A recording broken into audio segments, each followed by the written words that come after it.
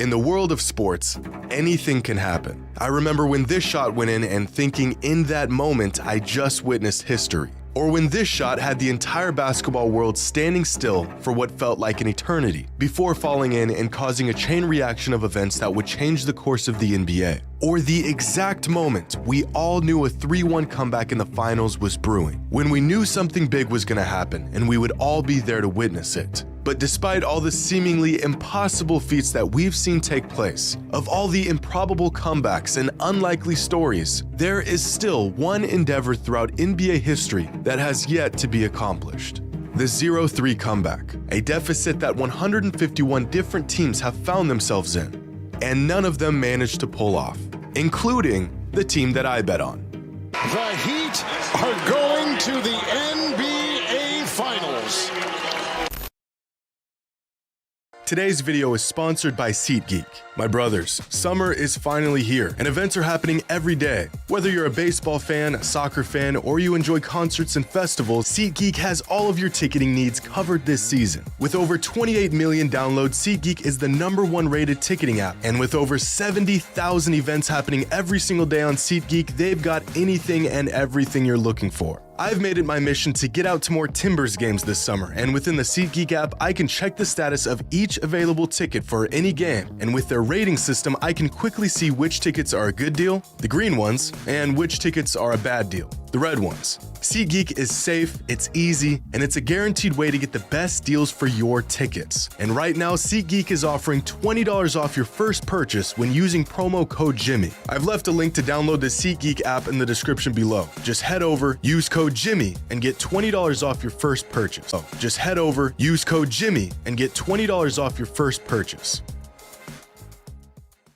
After falling to 0-3 in the Eastern Conference Finals against Miami, the Boston Celtics were given a 12.5% chance of winning the series. Odds that seemed unrealistically high considering no team has ever pulled off the dreaded 0-3 comeback. But after rallying together and rattling off 3 of the most important wins of their season, the Celtics found themselves with an opportunity to make history. Coming off of one of the most improbable last-second buzzer beaters to win Game 6, they had all the momentum, the Heat were deflated, everything was in Boston's favor. My playoff prediction had somehow been resurrected. Hope was still alive. And so what did the Celtics do? They put together one of the most piss-poor Game 7 performances I've ever seen in my life.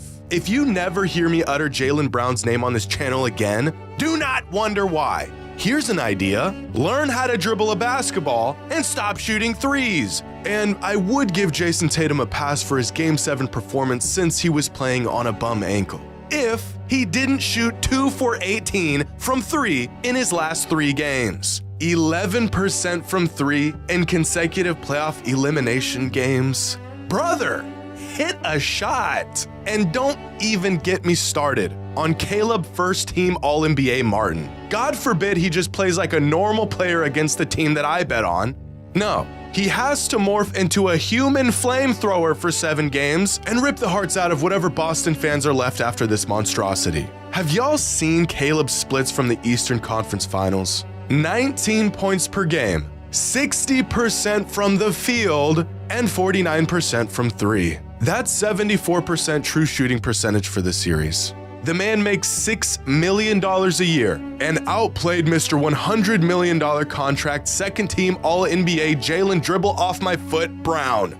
I am sick to my stomach, but I gotta give credit where credit is due. The Miami Heat are tough. They've got a great team with a bunch of guys ready and willing to do whatever it takes to win. There's no ego, there's no drama, it's just great basketball. A few weeks ago, I said that as sports fans, we love the underdog story, despite the fact that it very rarely happens. Well, it just did. Because the Miami Heat are just the second 8 seed in NBA history to make it to the NBA Finals. The last team to pull this off were the New York Knicks in the lockout season of 1999. But what the Heat have done this postseason has actually never been done before. Because the worst regular season team to ever make the finals in the modern NBA were the 1981 Houston Rockets, who somehow made the finals despite having a losing record in the regular season. But this year's Heat team is the first team since the 1959 Minneapolis Lakers to make the finals while carrying a negative point differential throughout the regular season, which means the Heat were essentially a below average team that somehow made it to the NBA Finals. So how does a team with absolutely no business even leaving a mark on the postseason manage to make it to the final stage just 4 wins away from an NBA title? Well, I want to take a moment to touch on a subject that I don't think gets talked about enough: the alpha. You know how in modern NBA discourse, whenever anyone brings up Mamba mentality, they're laughed at and dismissed like whatever they're referring to doesn't actually exist, or that it's even a misconception of some sort. To this day, especially older fans of the game will talk about how the greatest players of all time had the, don't make me say it, killer mentality. Over the years, this was a critical talking point among NBA fans on why some players found success in defining moments while others continued to fall short. This narrative in particular began to lose its credibility sometime over the last half-decade or so, as any player who didn't win a title was labeled as soft or lacking the killer mentality, despite there being about a million other factors that were failed to be considered. But we just saw firsthand what grit and determination and integrity and this elusive killer mentality that we've been dismissive of for years can do for a player and a team. Is Jimmy Butler more talented than Jason Tatum? No.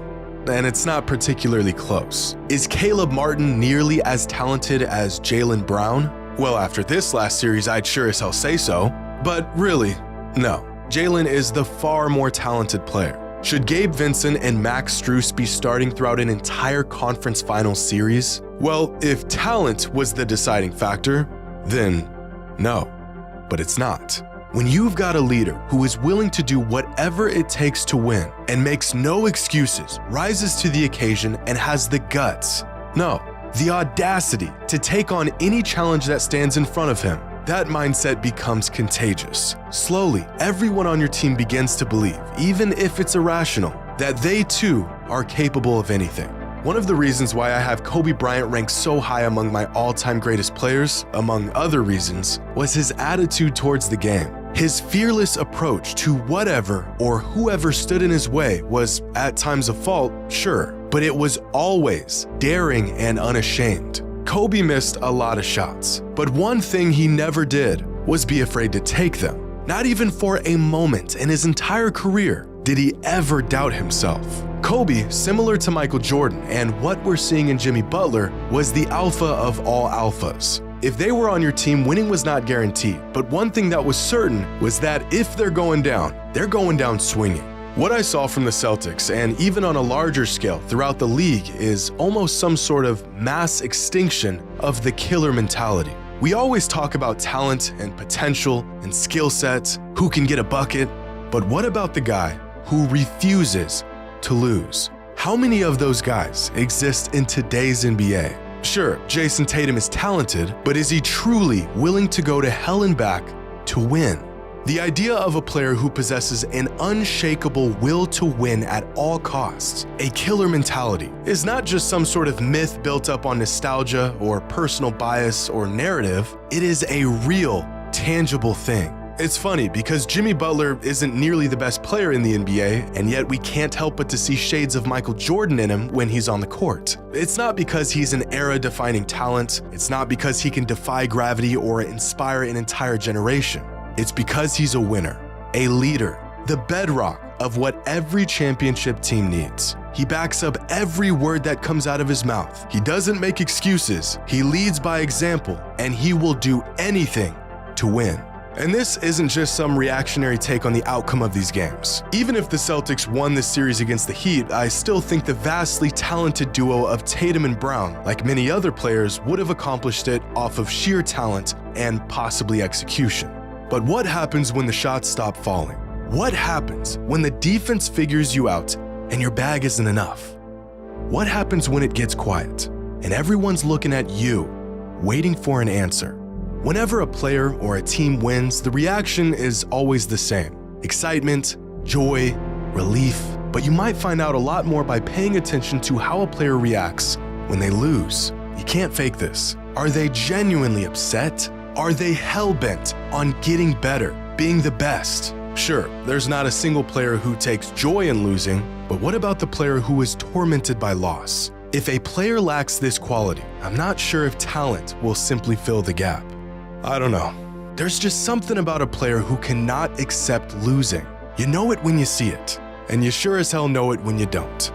Either that, or I'm just mad that the team that I bet on fell short of a championship for the second season in a row. I hate the Celtics.